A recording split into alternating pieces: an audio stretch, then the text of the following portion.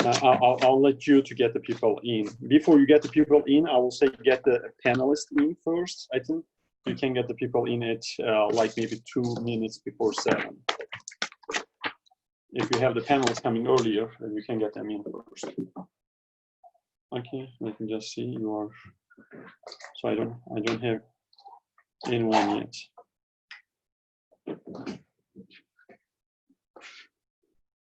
Bana şey getir. Çayla kahve getir. Kahve olsa kahve. Senin şarjını getir, çünkü şarj bitecek.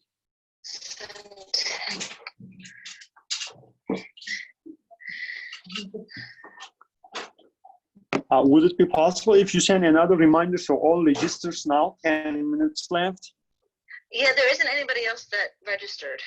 No, I mean, again, for the previous ones, because Yes. people forget it. Like, you can say we will start in 10 minutes with all people registered.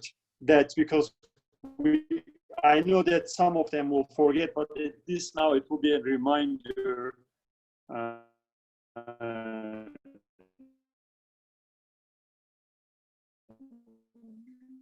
before the event. Right. That doesn't make sense when we have the physical, because physically in 10 minutes, nothing is going to change, but online it's going to change. Right. So therefore we can actually make 10 minutes or 30 minutes before will be the best, ideally. Okay, Yeah. I got on the computer. Let me make sure I have any. There we go. Okay, so here you go. I have to get my light. Let's see if I can make host, put in waiting room. So I'll make your host. Okay, Kirsten? Okay, and Peter was going to his office, just so you know. That's okay. Like now you are the host. Okay, that's going to be better, so he doesn't have to actually have the same problem. Right, exactly. Right. I have to get the light on.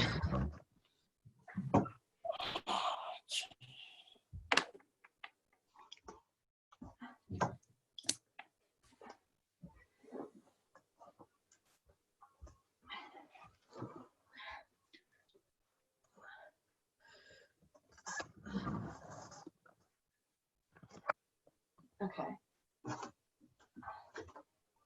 I might have that issue before. Oh, that's gonna bother me.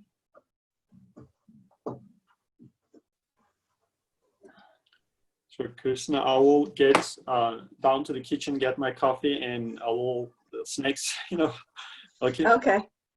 Sure. I'll turn my anything before, and I'll turn my camera and mic. No, you're good. Okay, thank you. All right.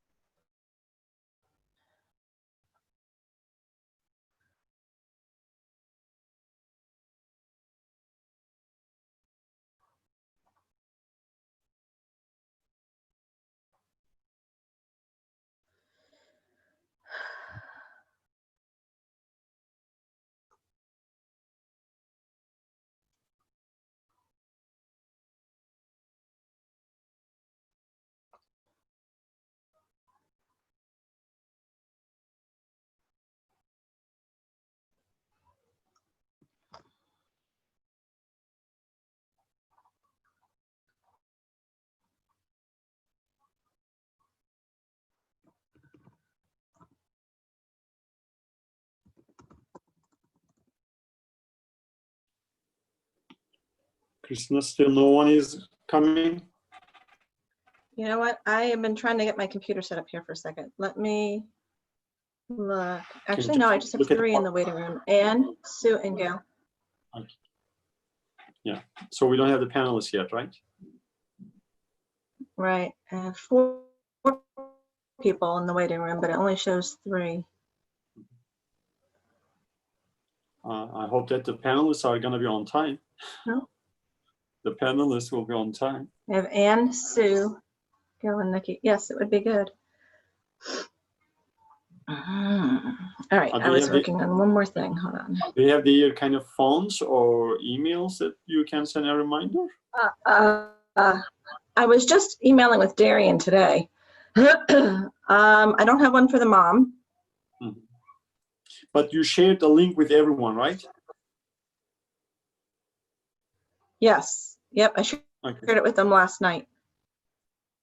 Oh, I can message Peter. All right, hold on one second though. Let me just, I was finishing one thing for myself, Okay, so I no can.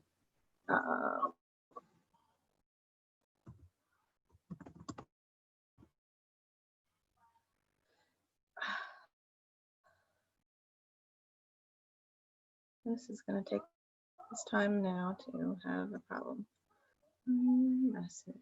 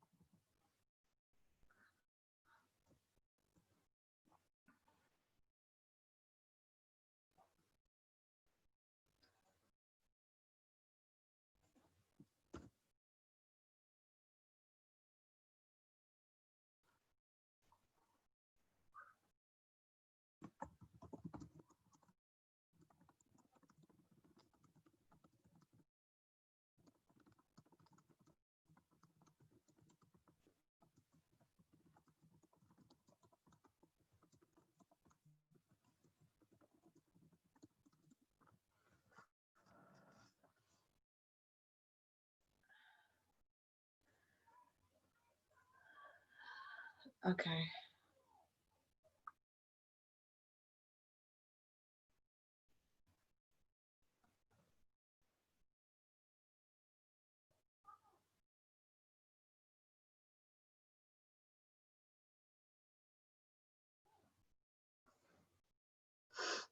Okay.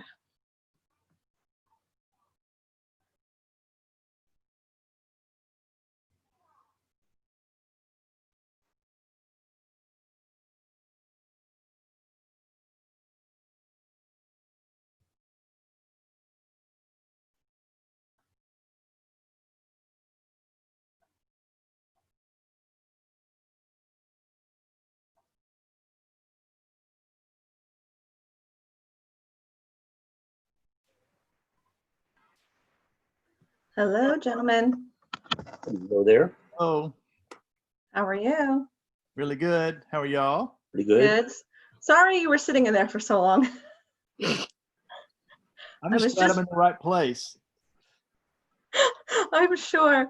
I had a lot of errands and I sat down here at like 6:48 and I'm like, okay, let me get my computer set up because I'm going to screen share for a second. I want to make sure I have all my screens in order. And I'm like, oh, I got to go back here. I was like, oh, no, there's 11 people in here. All right.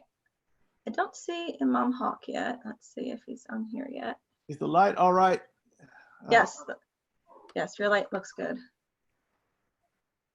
Ooh, Darian. Hello, Peter. Kyle. Hey, Hello, how are you? Keith. Hello, Darian. It's so nice to see you all, guys. Hey, Darian. Hey, Peter. hello. I've got a good connection. I'm at school, so I won't lose you today, I don't think. Excellent. Very good. Thank you. Akif, I don't have the Imam Hawk yet. I think we can start to get people when we have him.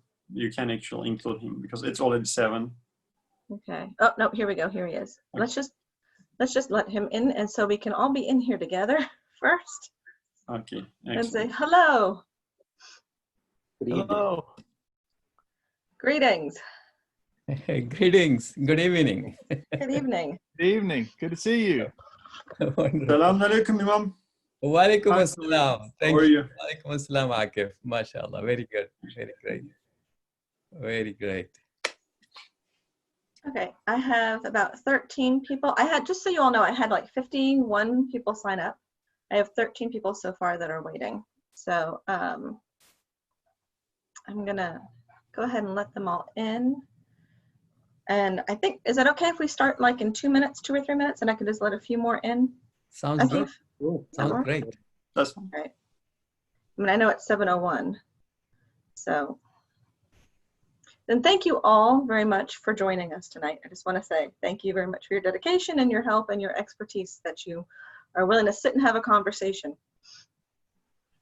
Glad to All be. right.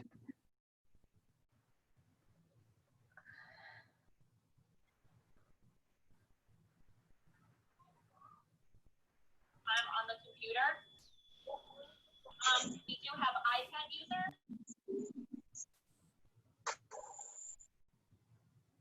Hello, good evening, everyone.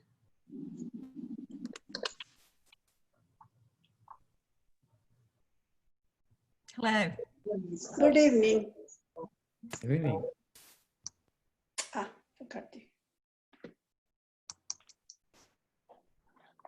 Good evening, good evening.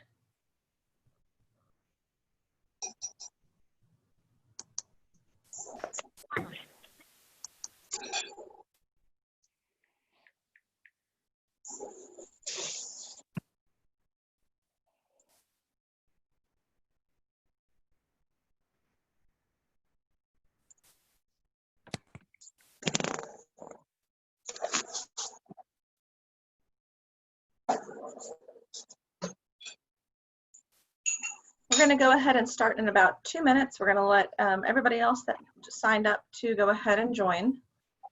We'll give everybody a few more minutes. Are you okay with this? I'm listening to the thing. Christine, Yes. Christina, do Yeah. I have to sign in every time? Because every time I get the sign-in sheet. Yes, you get a new link every time we have an event. Oh, okay, okay. So you should just be able to click on the link for every event that you sign up for, and it will bring you to it. Okay, so it is not the same link. Yeah, no, it's not the same. Thank you. I'm going mute. Very good. Shayla, where are you from? Where are you in South Carolina? I live in Somerville, South Carolina. Oh, very good, nice. Yeah, I had been with Interfaith for last 15, 20 years. It used to be originally started in South Carolina as Interreligious Congress or something like that. Started Yes. by, and then it went to IPS, what is that? South Carolina, Interfaith, South Carolina. IPSC. Partners, IPSC, Partners of South Carolina. So I started with the Congress of Religious, then that, and now I represent actually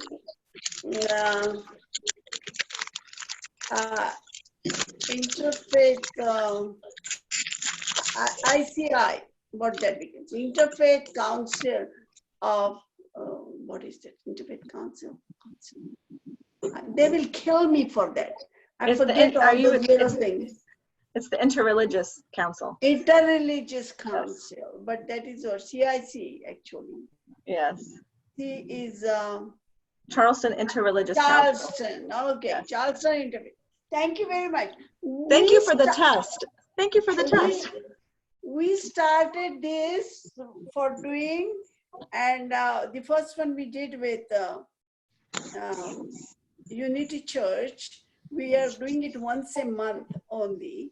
And next time for all the people, we'll put it in IPSC that we are going to, but we sort of made a mistake or something, but we go to that place still. But this time only 2, and we do it on our site. We are going to Mepkin Abbey. Very good. Okay, we're gonna go ahead and start. So if anybody's interested to visit that place, beautiful. It's an abbey. Thank you, thank you. All right, we're gonna go ahead and start. So I'm gonna, we have a panel of 4, and I'm going to ask everybody else that's not on the panel if you guys can mute your microphones. That way we can eliminate a lot of the background noise and everybody can hear well tonight. We are going to go ahead and get started. I'm going to start with, let's see, make sure I don't have any more in the meeting room, in the waiting room. So first I'm going to start because I know our emails and our information have been in a lot of different places and not everybody is familiar with Atlantic Institute. So I would like to explain what our, I'm going to screen share for a second and explain what our, I'm going to share about Atlantic Institute first. I hope everybody can see that. So we just want to share that the vision for Atlantic Institute is to live in a peaceful world where nonviolence, respect, understanding, friendship, and cooperation and love prevail. We accomplish that by seeking to create opportunities for dialogue between individuals and communities, contributing to the local and global peace by promoting values such as respect, acceptance, dialogue, love, richness of faith, and culture over centuries of time. We approach the world with realistic optimism to build a better future for tomorrow. And we believe that small positive actions can make a significant change in our lives and the world. So I just want to make sure that we go over what our mission is and our value. The other thing I wanted to share is that the conversation we have tonight is one of the first conversations that we're going to have on the topic of race. We realize that there's a lot of conversation that can be surrounding this. One of the things that we are doing here is we have 2 book clubs, 2 book readings that we're asking people that they can join so that we can have further discussion on race. We know this is not going to be something that we can have one conversation on and be done. So we are going to be doing a dialogue discussion on July 16th at 7. So you want to talk about race. And we're also going to be doing one on August 13th, divided by faith. So I just want to make sure that you see those. If that's something that you're interested in continuing the conversation. I believe the conversation of race is probably going to be around for a very long time. And it's something that is a very good conversation for us to have. You can go right here to the website and you can sign up for any of that. The other thing I wanted to share tonight quickly is that we are here for dialogue. So an overview of what dialogue is, I enjoyed this chart and I'll let you just, if you have a second, you can skim over it.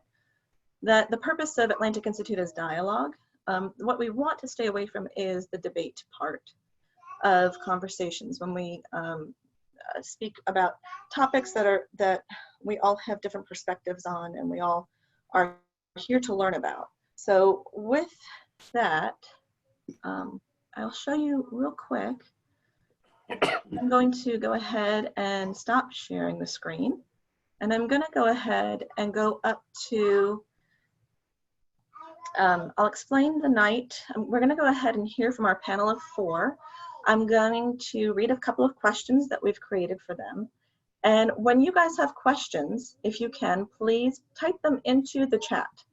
And what I will do at the end of our conversation is I will go through and read the questions to the panelists and have them answer as best as they can.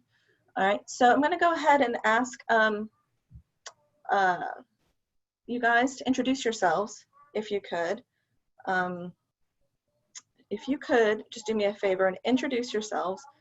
We're here to explore the impact that race has had on all of our neighbors in faith. And so we've gathered a panel consisting of members of the Jewish, Muslim, and Christian faiths to discuss how each of them rise to the challenge of racial inequality. So if you guys could introduce yourself and share what faith you represent and what you were hoping to accomplish out of tonight's dialogue. If we could go ahead and start perhaps with Pastor Matthews. There we go. Can you hear me now? Yes, so we can hear you. If it's okay with you, I'd like to establish a protocol of going last tonight. Would that be okay? That would be absolutely fine then. I think as the majority in number and in history, I think we should go last tonight. Not a problem then. That works for me. So actually, I know Darian has to leave by 8, so we'll let Darian, if you could go first, that would be great. Yep, and we need to make sure we don't have any sound. So make sure your sound is working. And Okay. I'm up if you want to do me a favor, I'm going to go to Peter and let Peter go ahead and introduce himself while Darian is working on his sound. There we go. Can you all? Yep, I can hear you. Okay. And what I hope to accomplish in this dialogue this evening is for everyone to understand that we all need a better understanding of each other's neighbor. And this has been, in my estimation, one of the biggest shortcomings for now thousands of years. The gap between understanding our neighbor and not doing so has created fences and boundaries. So step one is to have an understanding of each other. So keep it short, we can pass it along. Darian? Very good. Do you have sound yet, Darian? You can hear us, but we can't hear you. So Darian, what we can do, you can call me my cell phone and I can actually get to your sound from speaker, Darian, if you like, if you cannot solve it. Okay, then we can move on, Imam, if you Yes. like. Then I was going to say Imam Hawk. Yes. Go ahead, Imam So Hawk. my name is, you guys can hear me, right? Yes. Yes. Okay, very good. So my name is Ehtishamul Haq, and I work as an imam, a religious minister at Islamic Society of Greenville. And I feel honored to be part of today's panel discussion and hope that we find practical solutions to the racial discrimination and the challenges similar to that from today's discussion. I hope that. Thank you. We will see if we have Darian yet. Otherwise, Kyle, you might have to introduce yourself. Sure.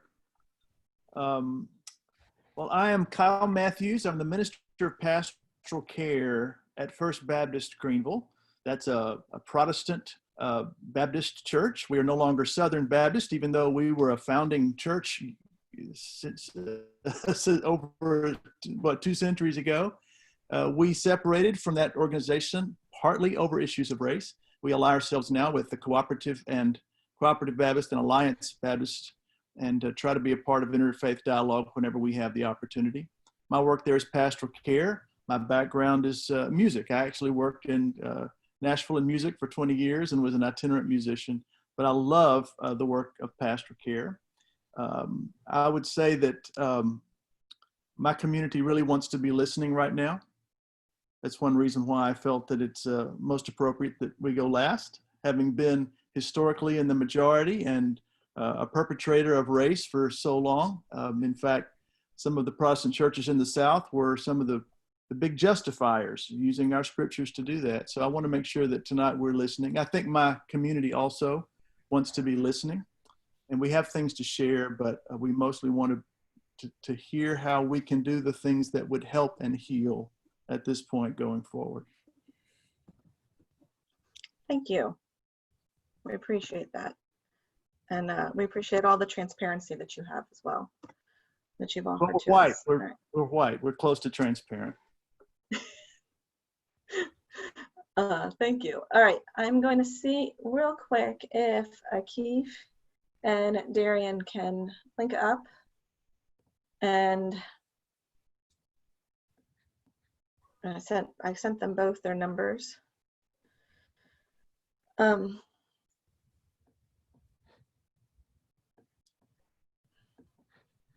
Yeah, you prepare for all of these. You never really prepare. Okay, so Ready? I hate to. Yes. Darren, you can speak now. Yes, now everybody can hear. Okay. Hey, good evening, everyone. Hey, Darian. Hey, so sorry about that, you all. I'm not sure what's up with this computer. I'm sorry. Hey, Keith?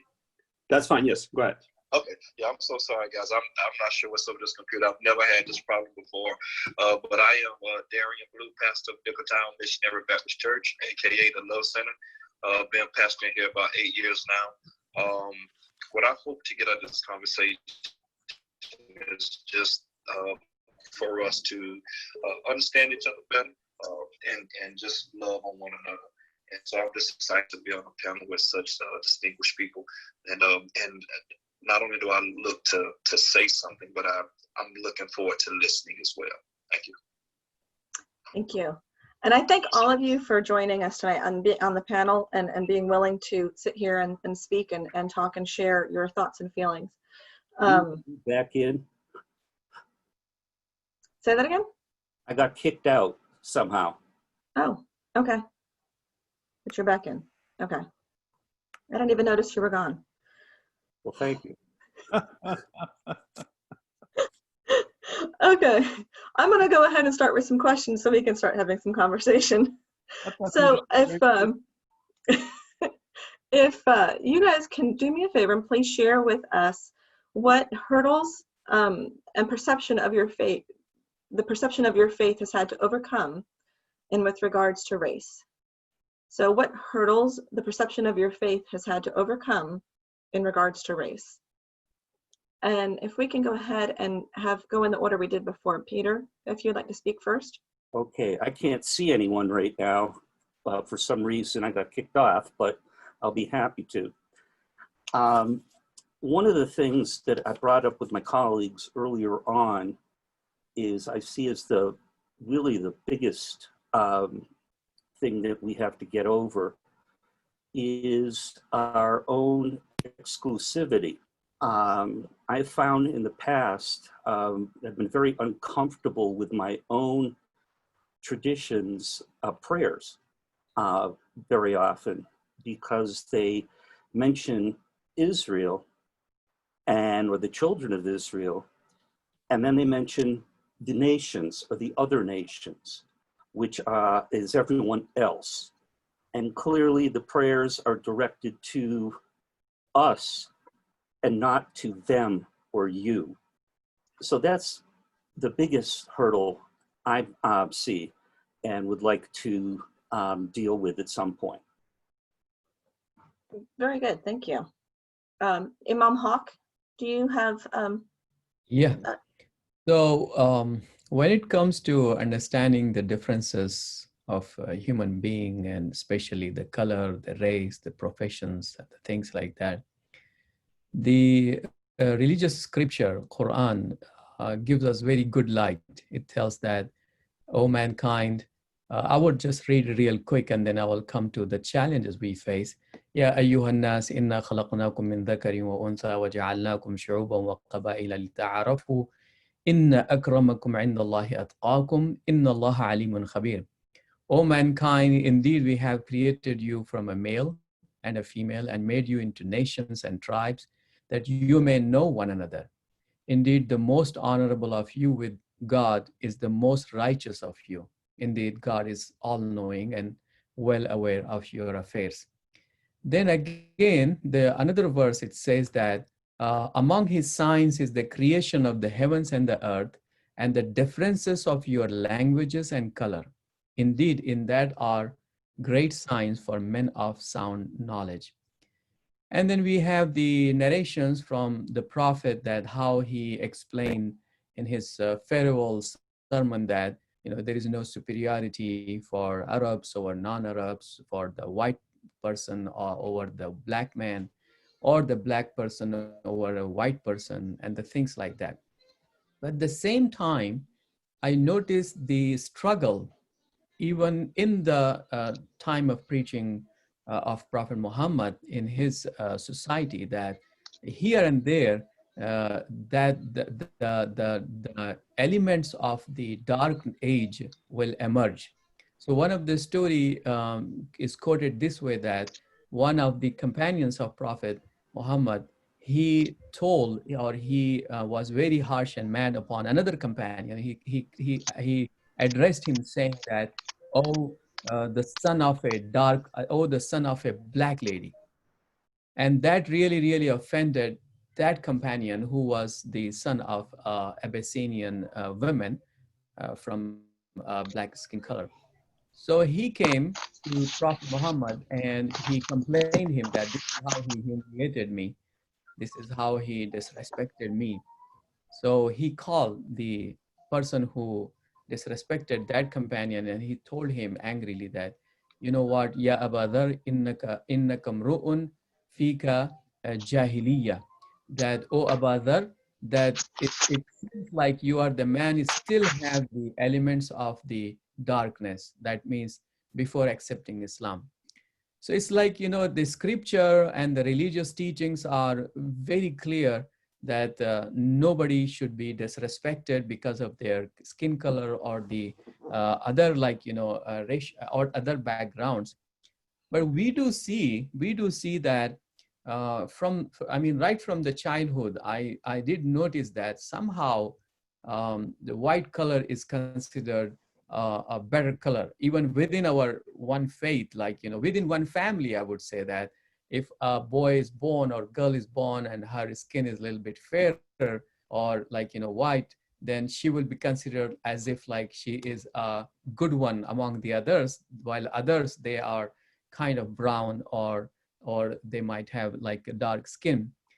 And so it was a challenge during the Prophet's time, and it is a challenge in our current time, even within the Muslim community.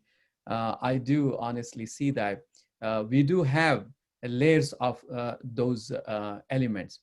I remember in my childhood that we were not allowed to drink coffee or the tea.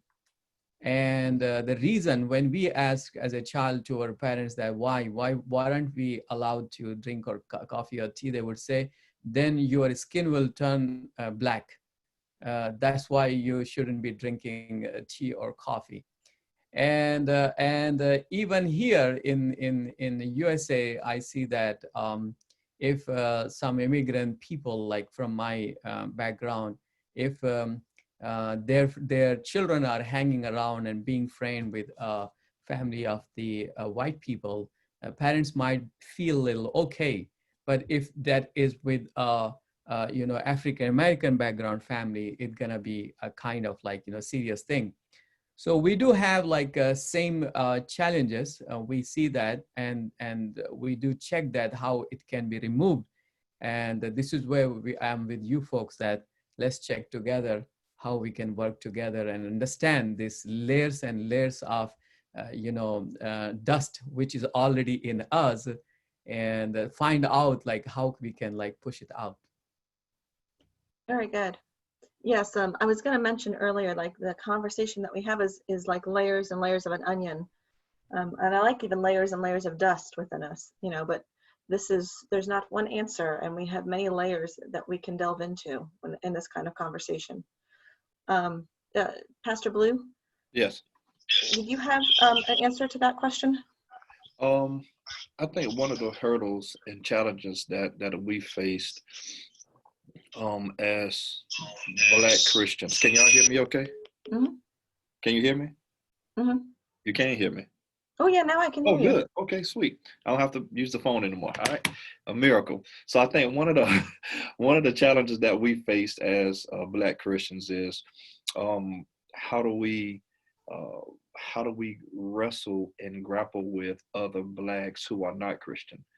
Um, because when you look at the history of Christianity and the part that it played in slavery, and the images that were brought up or the images that we saw as Black Americans, African Americans, which is the image of a white Jesus with blonde hair, blue eyes, and to the unlearned person of Scripture, they would associate that as truth, possibly, and so the question would always become, how can you worship your oppressor? Okay, and so that's always been a challenge and a hurdle, and honestly, and even something that, questions I've wrestled with personally through my journey of faith as well.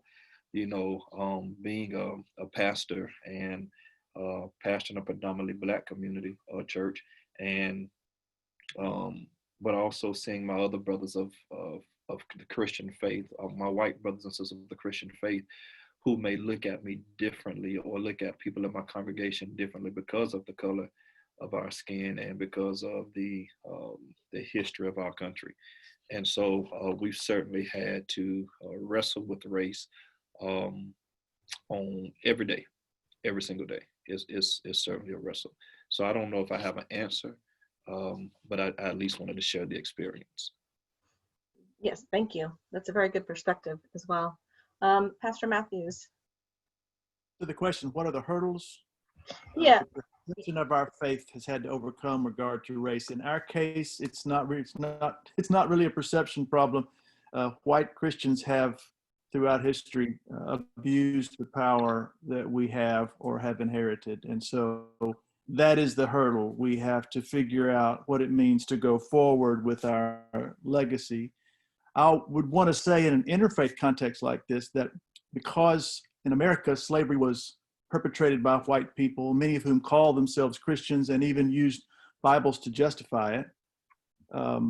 Because of all that, I think to anyone outside of our community, it would make sense to blame the Christian faith or to blame the Bible for our sins, as if to say there's probably something inherent to the faith or to the Bible that paves the way for racism. And I would want to make clear in this context that what we have learned largely through and because of the civil rights movement is that the problem is not the Bible, but the awful way we have distorted its meaning when we were in positions of power.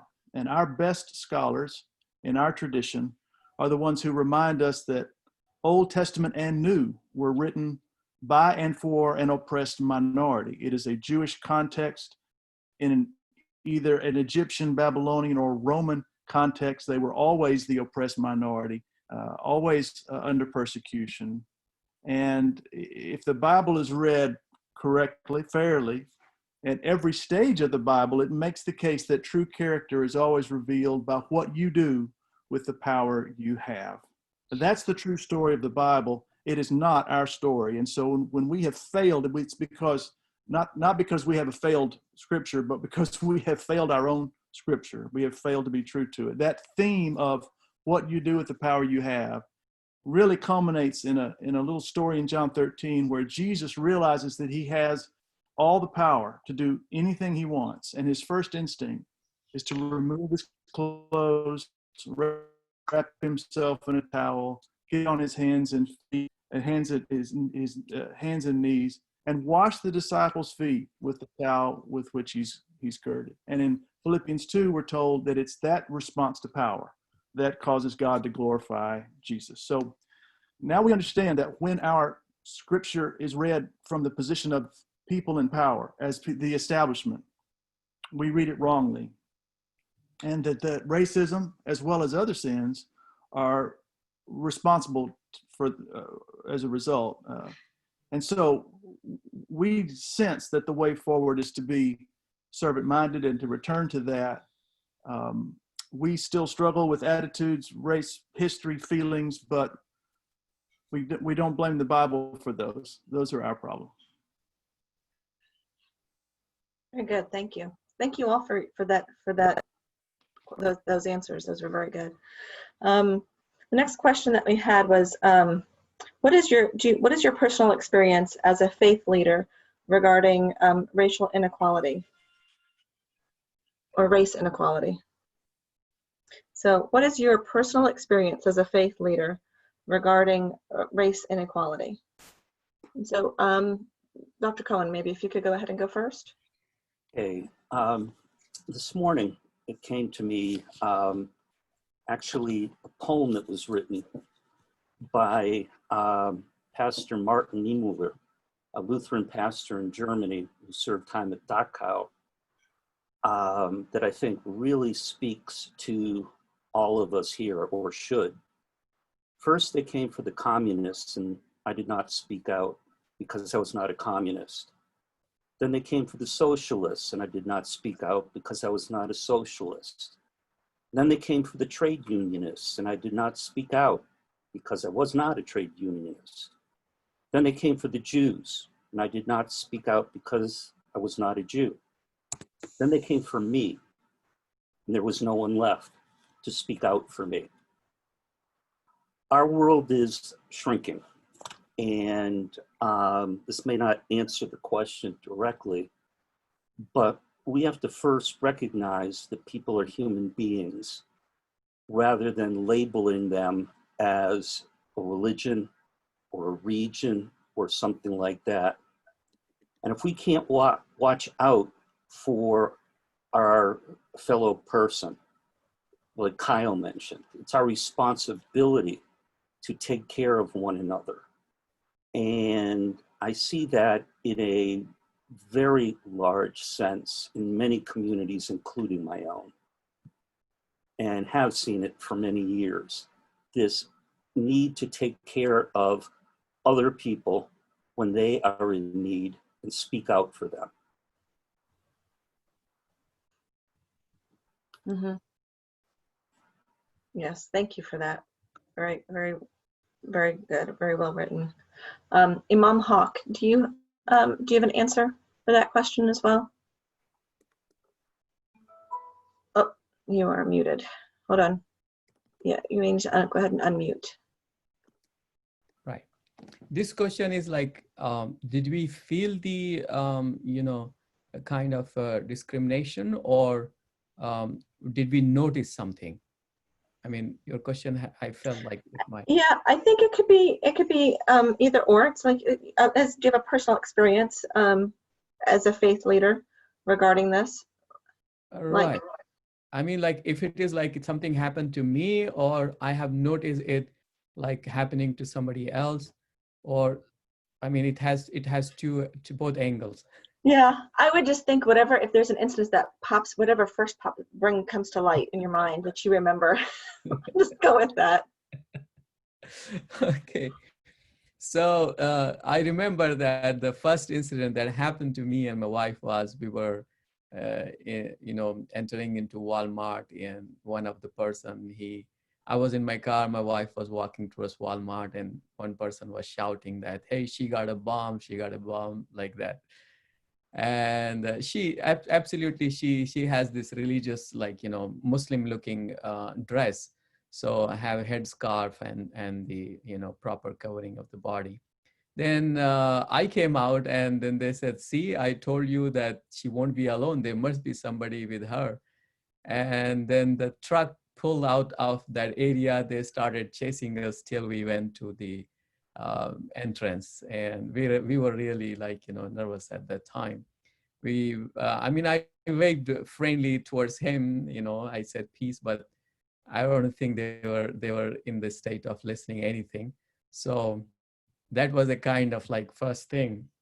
Then the second thing happened to me. I mean, couple of small things, but majority of the time we had great people around, and I had like lots of beautiful things also happen. That's the good stories also have to tell.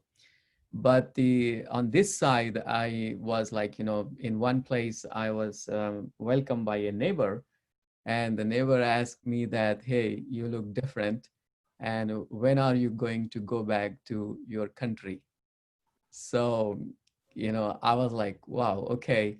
And I to comfort him, I said, listen, when my job is over, I have to go out of this area.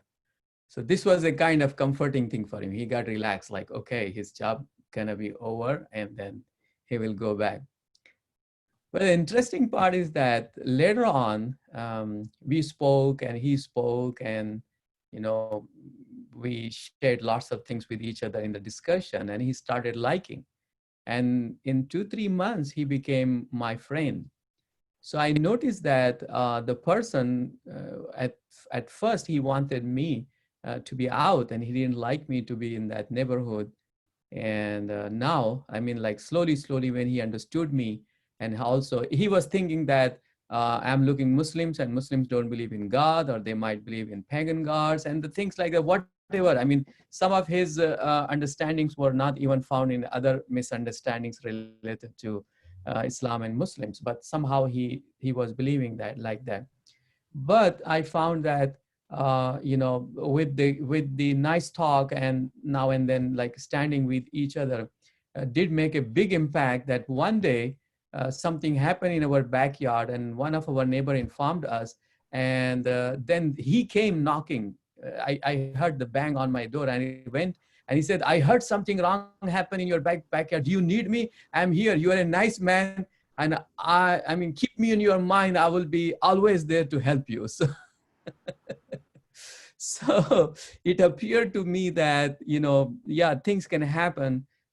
It's like fear of unknown, or like, some other probably psychological things. But if we continue our sharing, goodness with each other, it can bring the changes. It can bring positive changes. So, and sometimes, like my students, they tell me that in the school, lots of times their colleagues, they say, go back to your country, go back to your country. And, that's a kind of like common thing everywhere. Wherever I go, I hear that thing. And I asked one of the students, what do you say then? How do you respond to them? He said, listen, in the beginning, they were serious, but nowadays they tell me jokingly. They are not serious about that. They say that jokingly. And I also learned in the history of the, America, that many of them are also not from America. So I tell them, you go back to your country. So the things are there and the stories are there, and we do have our personal experience, and also people around us are also experiencing that. Yeah. Mm-hmm. Yes, thank you. I was just thinking, this even reminds me of my own experience would be when I lived in North Carolina, and I was trying to get a job with the real estate board in this little town in North Carolina, and I interviewed, and they looked at me and they said, you are not from here, are you? And I said, no, ma'am, I was born in New York and I lived in Florida, and I've come up here. And she said, you are just not Rutherford County material. You talk too fast and you're not from here. And I thought, oh my gosh, I am being discriminated against because I was born in the North and I came down to the South. I mean, I just thought that was so very interesting. Very interesting. Yeah. Pastor Blue, go ahead. Do you have something you could share? I guess where do I start? But honestly, it's just been a story of my life. You see what I'm saying? Just to wrestle, the grapple. And honestly, to be totally honest with all of you, every time I have these conversations, it brings up a sea of emotion. You understand what I'm saying? And it's painful, and it's tough to talk about at times, because waking up every day knowing that there is a society that deems you unworthy simply because of the color of your skin, and having to walk out every single day in that society. And it's painful. And so while I have many experiences, I just want to say that it's painful. Yeah. And I just want to stop right there. Mm-hmm. Thank you. Appreciate that. Pastor Matthews. Sorry, I'm slow on that mute button. That's okay. I guess my personal experience as a faith leader regard to race equality is that the progress is just too slow. I have a unique background probably among this group. I was raised in this church. This was the church I was a boy in. I was from 7th grade to college in this church and went away for 30 years. Thought I'd never come back. And so I've come back and seen the church in a new century, seen the church in a new context, seen a different makeup of our congregation. I remember being embarrassed by where my church was on race in 1980, even though we had a sister African-American congregation and an annual service, and we were trying to do the right thing. We had made progress from, say, the 1950s, 60s. I'm much prouder of where we are now. We have members of color, not enough, but we have some. They feel welcome there. They feel that it is their church. I'm so happy about that. I'm so proud of that. But I'm haunted by what James Baldwin said. I'd always heard this quote before, but I ran into it the other day where he said, "You've told me it takes time. It's taken my father's time and my mother's time and my uncle's time and my brother's and my sister's time and my nieces and my nephew's time. How much time do you want for your progress?"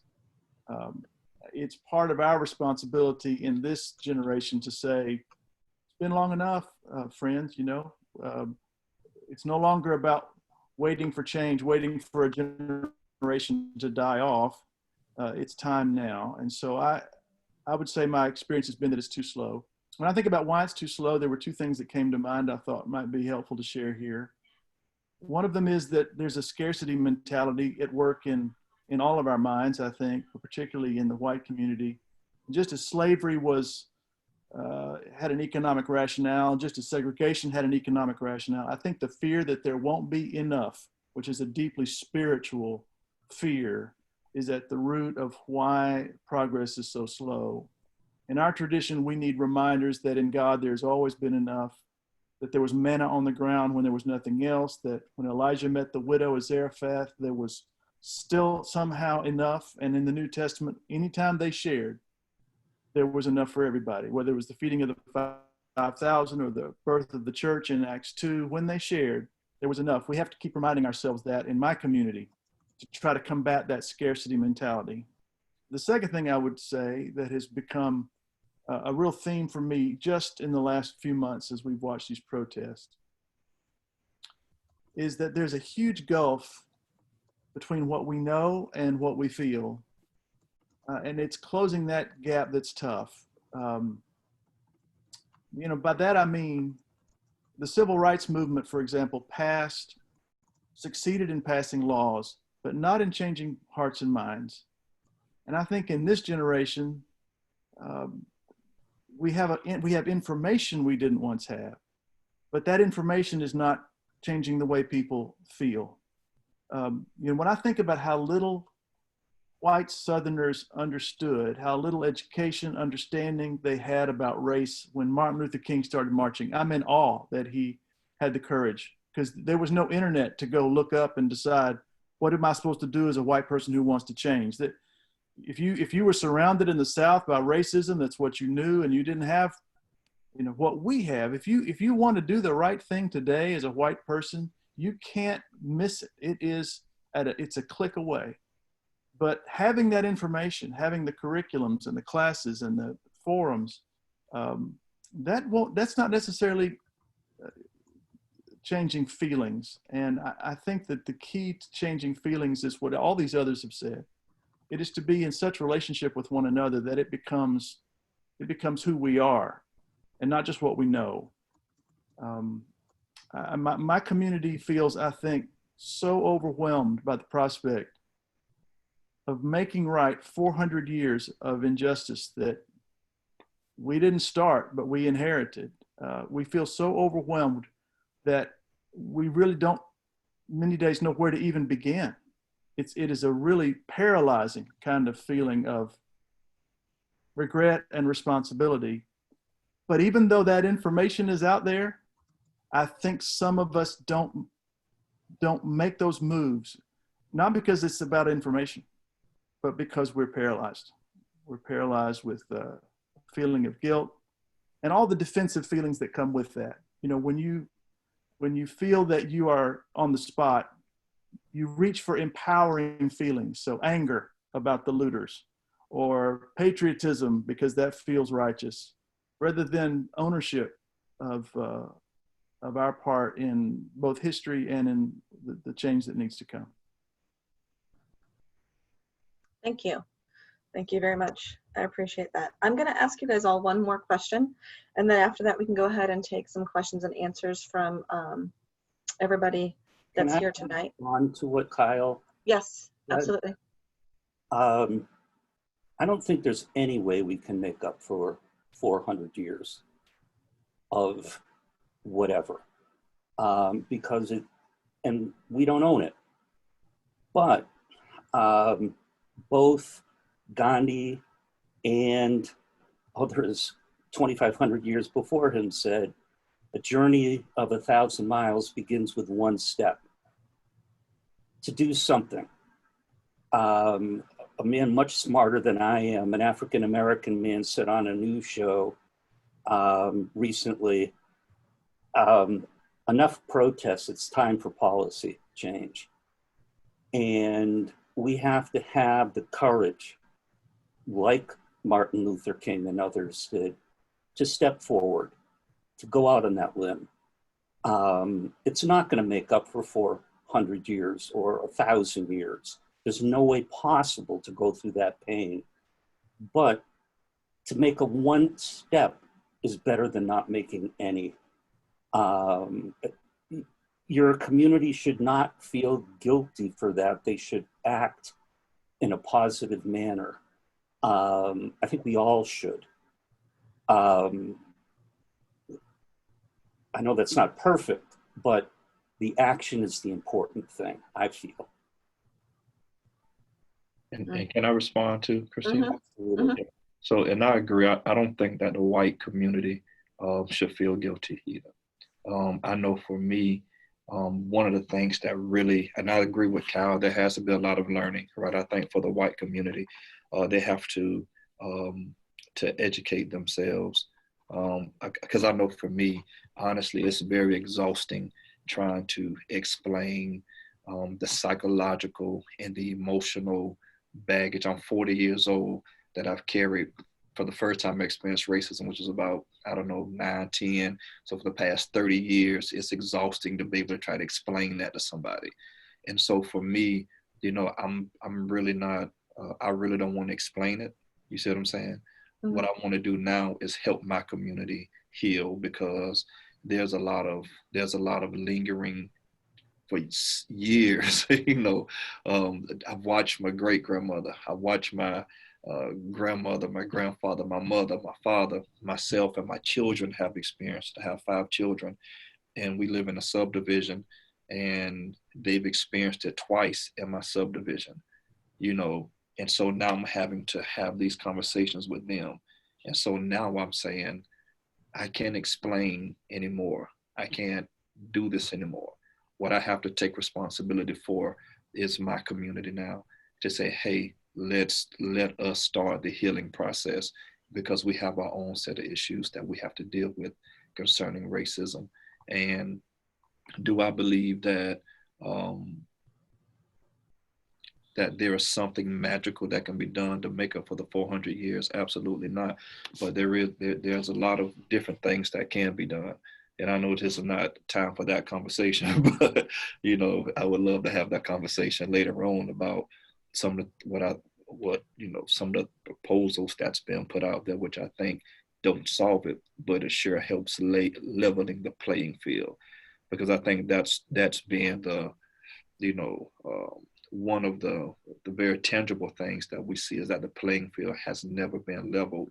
Outside of the hate, the discrimination has caused the playing field to be uneven. So how do we at least get to the point where the playing field is now leveled? So. Mm-hmm. Yeah, very good point. The other question I had was actually, how can other faith communities work together to challenge racism? And you were just kind of starting to touch on that a little bit, Darian. But I don't know, does anybody have a first thought on that? So how can faith communities work together to challenge racism? Peter, do you have a thought? I Or would should we go with- love to be part of that discussion with Darian and his community, Mhm. because quite frankly, I'm not sure. Again, to assume that we, as a white Jewish community, for instance, understand, I think is very solipsistic. It assumes so much. But if we can help out in any way, Darian, please call on me. I would love to be part of that. But I'm not sure how to help. Mhm. Yeah. Kyle, did you have something you were going to say to that too, or Darian? No, please, my good friend, Kyle Matthews, he can go. I'll respond after my good friend Kyle. We've made some attempts to put action behind our hopes. As I've said, I don't think there's a single member of our congregation that would not denounce racism and just do anything they knew to do to put that behind us and to be an inclusive community. I think, but knowing where to start has been hard. So here's some things that we have done, and I don't know if it would be of help to know this, but our senior pastor has invited an African-American to speak in our pulpit, I guess every Sunday for the last 4 or 5 Sundays. We've had an African-American voice from our community either speak in terms of as a speaker role or in a musical role, to bring so that we are in a position of just listening and just hearing. And that has been very enriching. We have a class that we take. We offer, I think, on an annual basis, a class that is a curriculum called Just Faith. I think this comes out of a Catholic background, but it is a powerful 6-month or year-long course that you take to learn about social justice and racial sensitivity. We built a Habitat house last year with Muslims and Jewish and Catholic folks. And that project of building something together was terrific. This summer we were challenged by our AYMC is the name of our fitness program. She challenged the church to walk or run the 54 miles, let me see, get my facts straight. 54 miles, I think it was, between Selma and Alabama. So we had a program called Doing Our Part Together, and we had 47 teams, about 162 people, who walked or ran a total of 4,600 miles, which is about 100 miles per team. That was something to do to raise awareness, to get our neighbors and friends involved, to be able to start conversations. Why are you doing this? What are you doing it for? And that was fun, and it was positive, and it was something to do. And in that process, we were given resources to learn how to be active in both thinking differently and doing differently where it comes to race. And of course, each year we meet with our sister church, Springfield Baptist, to have a joint service to celebrate our history and our friendship. I have been a regular over there to lead prayers with them on a quarterly basis at their invitation, and that has been so life-affirming and relationship-affirming for me. And so those are just some things we're trying. And of course, none of them are panaceas, none of them fix anything, but they are helping us to raise awareness.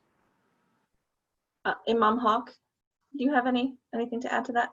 Yes, I mean, like as a religious leader, I do feel that this is our collective responsibility to educate our own communities, and also to join with other leaders of the faith, and to check our possible like collective programs that can bring some ease to the issue, and also that can provide us sound solutions for the problem. People learn lots of things from the religious leaders, and I would say that they can learn this thing too. And if these good things are repeated now and then, and especially when the things are rising this way, or even when, I mean, we don't want to wait like things to go this way, but it's still, we should work together, and anything that can come from your folks and the stuff like that, I would love to be part of that. Personally speaking, I would love to be part of that. Very good, thank you. Okay, I'm going to go ahead and open up to some questions. if you can, I don't know if you are aware how to do the raise your hand in here. I will go ahead and see if anybody would like to raise their hand and unmute themselves and go ahead and ask a question. We'll just do that. That might help us to have some little bit more conversation. And can I respond? Can I answer that question too, Christina? If it's Sure, okay? yes. Yeah, Yes. so some of the things we've done in the past, we've also worked with First Baptist as well a lot in the past. We've also worked with Atlantic Institute. I remember when I was at Phyllis Wheatley, one of the things that we did to build race relationships is I asked Christina to help me get in touch with not every, we tried our best, but with our Chinese brothers and sisters, our Japanese brothers and sisters. And, I don't know if you remember that. So for 7 weeks, we had different ethnicities at Phyllis Wheatley. We ate their food. We danced to their music. We wore their clothes. We did all of that during the whole summer. And I forget what we called it. We called it the Globetrotters. Yeah. So we were traveling the globe, and we were learning about different races and cultures and food. Yeah, and so what it did was it introduced our kids in the Nicholtown community to other kids and other faiths and other people that they probably would never meet or see in their entire life. I remember, when we had our Indian brothers and sisters come over, and they had on these beautiful garments, and our kids were just so amazed. And, our Chinese brothers and sisters, they had the little puppet things, and, they were just, it was just so amazing. But what it did was it broke down barriers for our kids, and the kids were holding hands. They were hugging each other. They were taking pictures with each other. They were teaching each other dances. It was just a beautiful sight to see that entire summer. And I think that when we are intentional on a continual basis to work together, then I think we see continual change. And so I think that we can't do like one hit quitters. It has to be, a continual, intentional process. Thank you. I'm sorry, I forgot. I think I forgot you at the end there. Mustafa, I had you unmuted. I think you raised your hand first, and then we'll go ahead. That was for Rachel. Yes, Mustafa's usually the plant question, but I'm here with him. Hi, Peter. My name's Rachel. I'm actually here. We're tuning in from Washington, D.C., and I would love to hear whoever wants to answer, but any of your reflections on how your faith kind of personally in an individual spiritual way has helped you think about this topic and think about purifying yourself or bringing healing to yourself, whichever. For some of us of the white people here, that might be like really doing some self-examination and purification of our thoughts and actions. And for the non-white people, but that could also be like Peter Cohen, Jewish, or anyone who's on the receiving side of discrimination more often, how your faith has helped you heal or find comfort and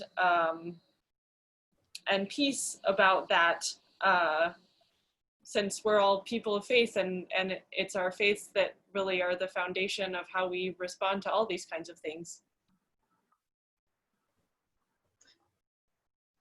Whichever one of you has an answer that would like to answer that can answer.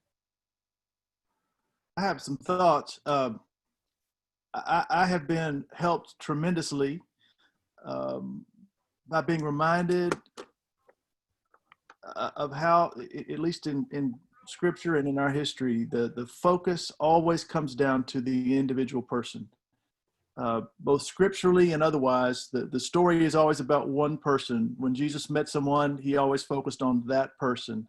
And so when I encounter these issues, if I can deal with the person and not the group, and I can avoid in my language and in my thinking anything that would associate people with a group, so that I can somehow say they're all alike in any way, and just deal with the person. Allow that person to be unique in their group, exceptional in their race, exceptional in their religion, to be themselves, utterly themselves. That gets me past a lot of the history and the background, and it brings to the very present tense something I can do to connect with this person and communicate you are a person of worth made in the image of God. The other thing I would say is to be reminded that the beginning of our Bible says that we are made in the image of God. And the end of our Bible, the New Testament, says we regard no one from a human point of view.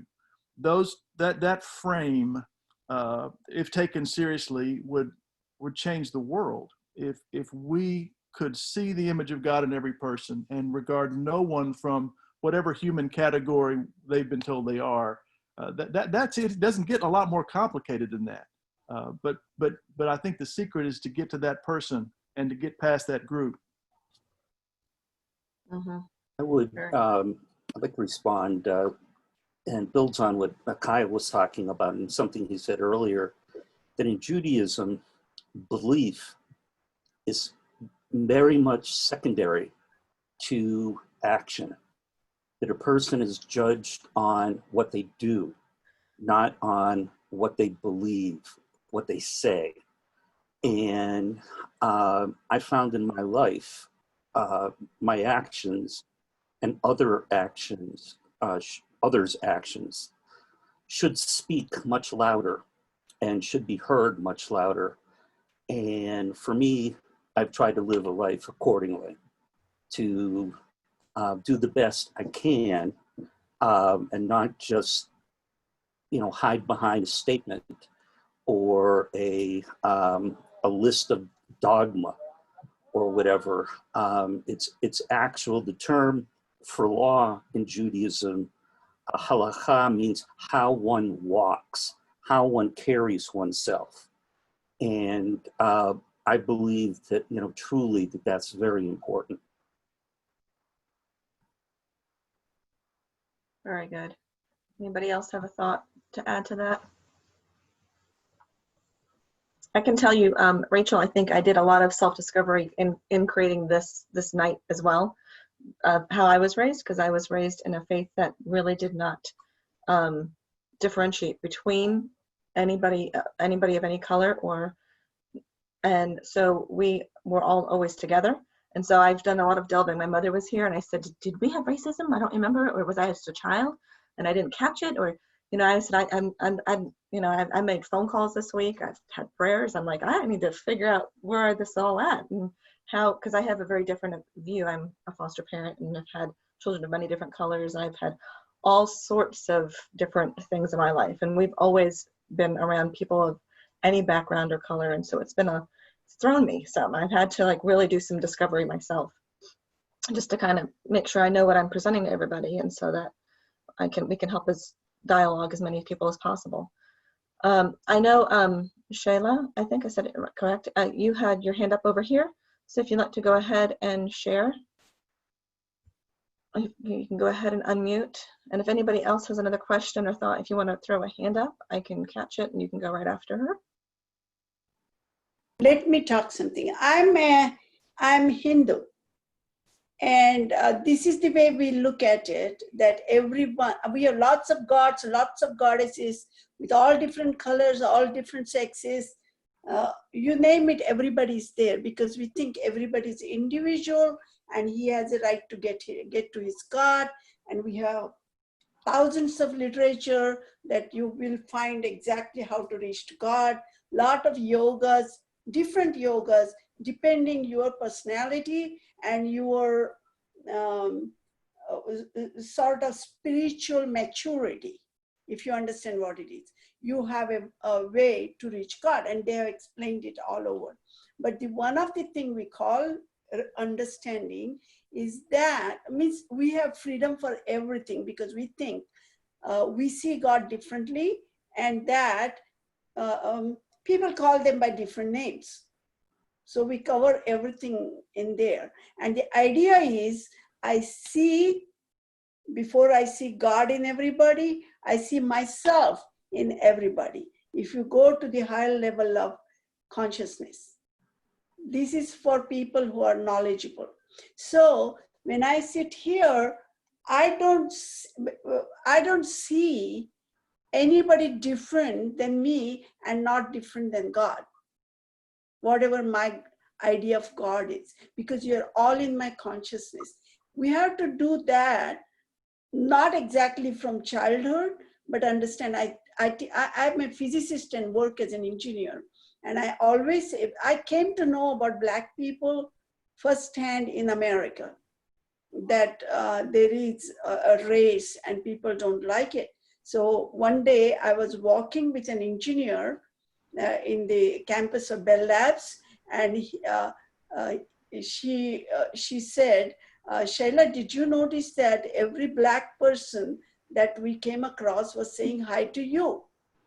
So do you know all of them? I said, I don't know, but I work on a lot of projects. I don't know each one, but they know me, because if they have a problem, even though it was Bell Labs and all are supposed to be educated, it is the ignorance that people think there is something wrong. And if a Black person asks a question, it is considered what you call, he doesn't understand. You got it? So when they would ask me, they never felt that I looked down upon them because they have a question, because I didn't have prejudice against anybody, whether it's a woman, because I wasn't brought up like that. I go and sub in the schools nowadays, and I see that at lunchtime, that's the time you see the discrimination starts from there. The Blacks will sit on one table, the whites will, and then their groups and classes, they are separate. They separate themselves. And that is where we have to really get it, because by the time they get old enough, they are already discriminating. It's not by, see, knowing me, I'm a different person is very important. But that everybody who is different is no less than me or not greater than me either. So I have only one problem I wrote there, is that usually Christianity and Islam, people want to convert you to their religion, because you get some good points if you convert somebody. That's what I thought. But I never had that problem. Oh, well, I had been baptized twice, because the priests were saying, such a wonderful person like you will not be raised when you die. So they said, I have to baptize you. And they did it like on the spot baptism, because they were minister. Because they felt really sorry for me that I will stay bad, or whatever you call it. If you don't get baptized, then you don't go to heavens. But our idea is not going to heaven, but bringing heaven on earth. You got it? Mm-hmm. If your consciousness is without limitation, then there is no here and there. Everything is right here. So you don't have God up in the sky that you have to die to see him. It is here, and it is in your consciousness. You understand? And that's what thank you very much. So with that level, I think some point or the other, we have to get to that point of understanding that everybody is divine, and we have to, it is not accepting, they are our brothers and sisters. We are all from the same spot. And that is not discriminating. We have to get in touch with that part of it. Right. Thank you very much. I have to, thank you for taking me. Thank you. All right, Aki, I know you had your hand up. First of all, I want to thank all of our panelists. They did a great job. Thanks so much for presenting your views about this very delicate issue. I would like to start my question with a quote from Nelson Mandela. He says, "No one is born hating another person because of the color of his skin, or his background, or his religion. People must learn to hate, and if they can learn to hate, they can be taught to love, for love comes more naturally to a human heart than its opposite."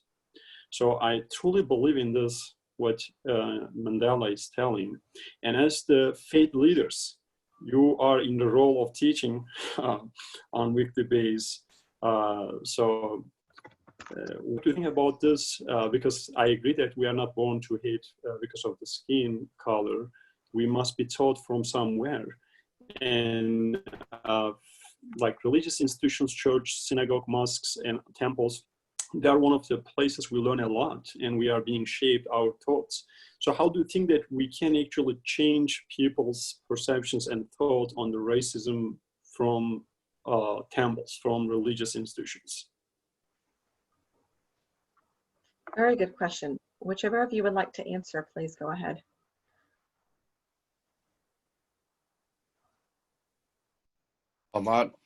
I'll take a shot at it, and then I'm gonna have to go if that's okay. No problem. Okay. Thank you, Akeef. I think that was well said. I think love is the answer. That's why we affectionately call ourselves the Love Center, and we try to practice it.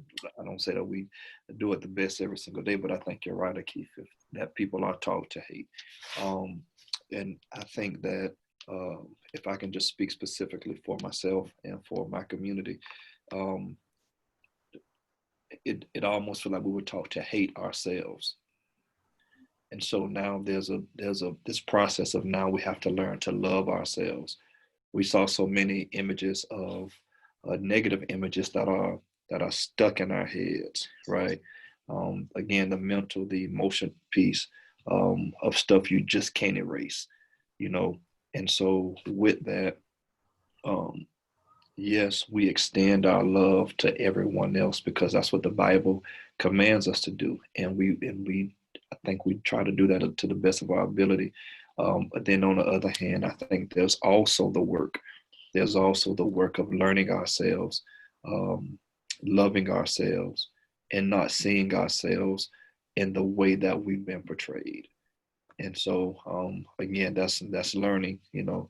One of my favorite, I'm gonna say this, Christine, and I have to go, love you guys, but one of my favorite African-American historians, which we don't necessarily share the same belief, but he's just really great as it relates to the history of Africa.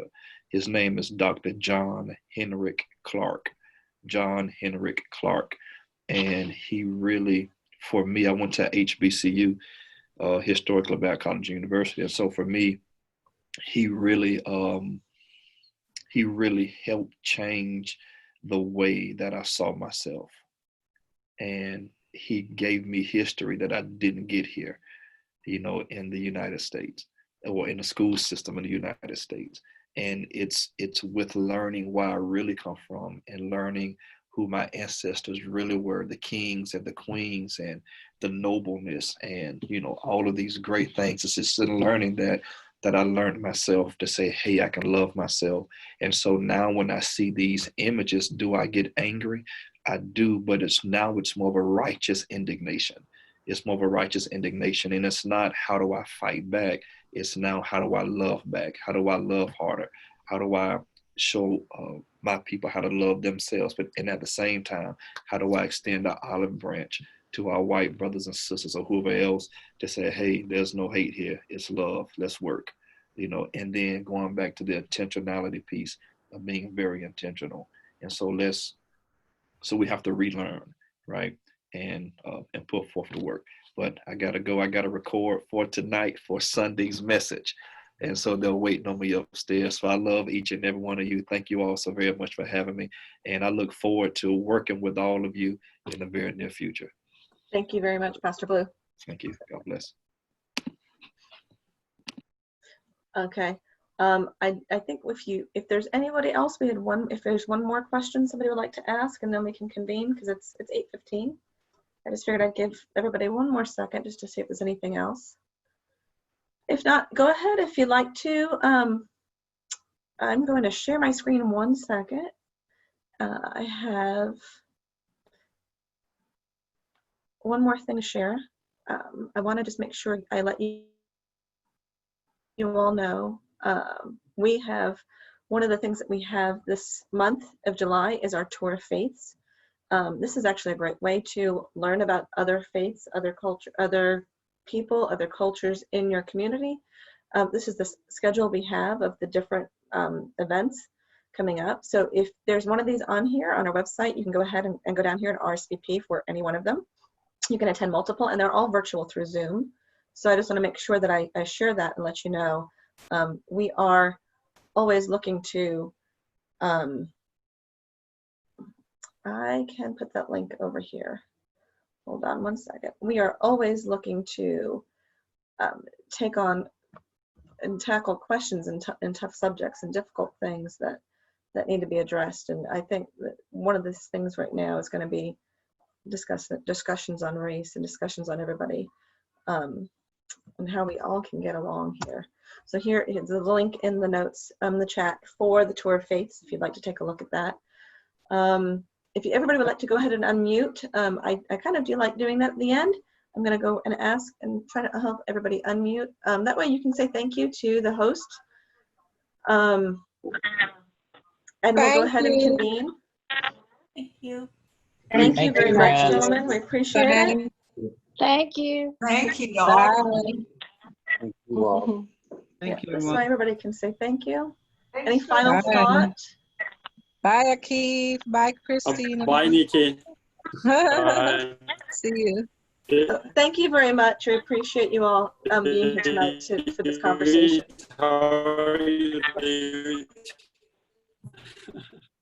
Since everyone has opened the video, so then the thing can be Yes. heavy on the bandwidth. Yes, yes. I figure at least the other night we had an event and I had everybody go ahead and say thank you. It was just kind of nice to at least at the end be acknowledged and hear a thank you too. So, hi, Ann. Thank you. See you. Thank you very much, gentlemen. Take We care. appreciate the entire conversation. Thank you to the panel. Yes, thank you. Hope to see you all next time. See you next time. Good night. All right, thanks. Have a good night. Good night. Bye-bye. Bye.